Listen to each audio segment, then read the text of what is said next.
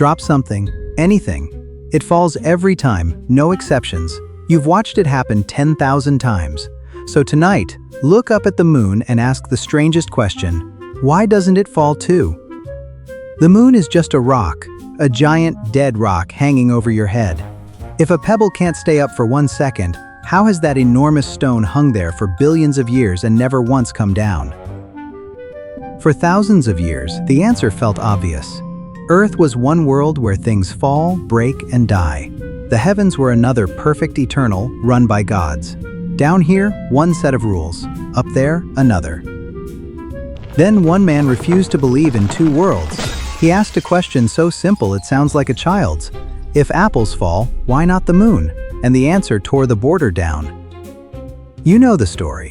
An apple bonks Newton on the head, and poof, gravity. Honestly, that version makes no sense. Everyone already knew things fall. Watching one more apple drop discovers nothing. What actually haunted him was stranger. Not, why does the apple fall? But, why does the apple fall while the moon does not? The same Earth sits beneath them both. So why does only one ever come home?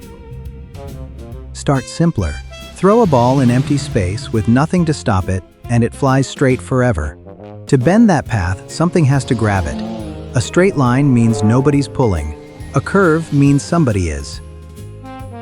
Now watch the moon. It doesn't shoot off in a straight line into the dark. It curves around and around the Earth, over and over for billions of years. And a curve, remember, means a pull. Something has the moon on a leash. Here's Newton's answer, and it is gorgeous. The moon is falling, right now, toward you. It has been falling toward the Earth this whole time for billions of years, and it never lands. How do you fall without ever landing? Picture throwing a ball. It arcs and drops. Throw it harder, it lands farther. Now throw it so fast that the ground curves away beneath it exactly as fast as it falls. Then it never lands. It falls, and the ground keeps curving out of the way. It falls around the world instead of into it. That endless miss has a name, an orbit. The moon is a stone thrown so hard it keeps missing the Earth. Then Newton did the math, and the punchline is staggering. The rule that drops the apple and the rule that swings the moon are the exact same equation. Not two worlds with two magics. One rule running everything. Feel how big this is. For all of history, the sky was sacred, a separate kingdom, untouchable, divine. In one stroke, Newton erased the border.